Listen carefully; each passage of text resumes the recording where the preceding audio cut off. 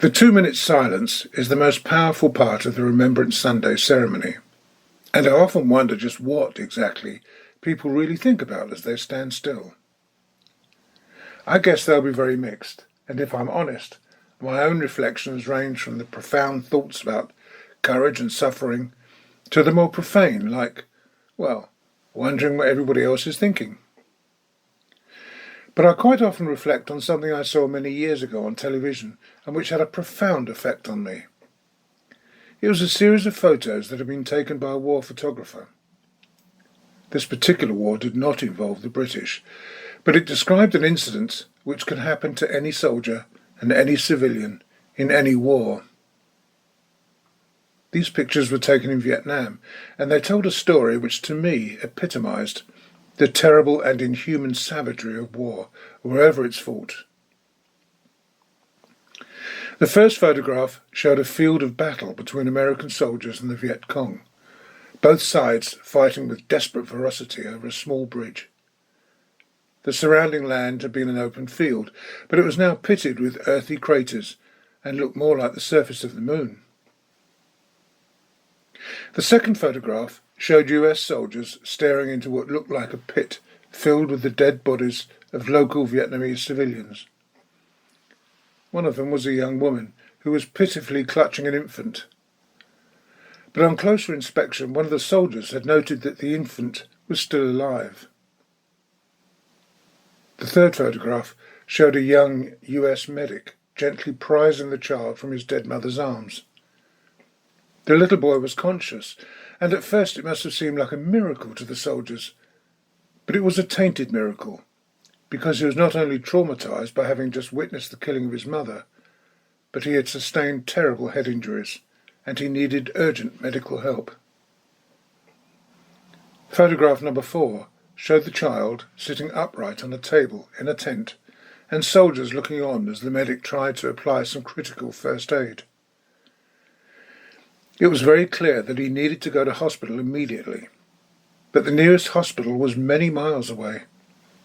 They needed air support to take the child, but they could not get that support unless the Viet Cong could be persuaded to stop firing. And the only way to get them to stop was to talk to them and try to negotiate an urgent ceasefire. The fifth photograph showed the medic on the bridge, holding the child and waving a white flag, risking his own life, trying to make contact with the enemy. And the sixth photograph, the last in the sequence, showed that the medic was unsuccessful. The last picture showed the awful anguish, the terrible mask of despair engraved on his face as he turned his back on the bridge, and he just walked away from the front line, away from the awful noise and smell of death, and away from the war.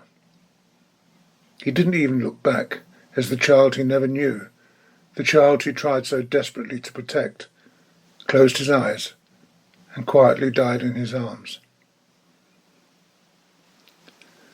You know, even now, I still find that story so deeply distressing. But over the years since, the elements in that tragedy have also become symbols to me. The child symbolises the innocent. The soldiers symbolise the witnesses. The dead symbolise the suffering. The weapons symbolise the investment and ingenuity we put into killing our fellows. And the bridge symbolises the trinkets we fight over in war.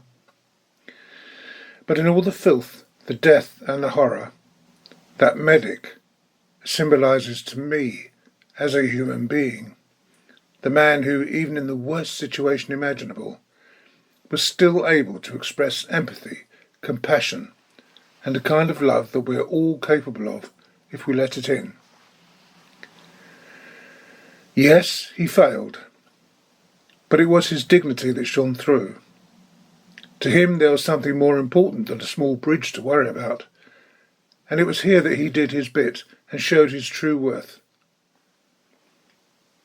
He'll be in his early 80s now, I guess, and I have no idea who or where he is, or even if he is still alive. But I'll wish him well. I'll be thinking of him, because he showed that however bad things get, the human being that must surely be in all of us can still shine through.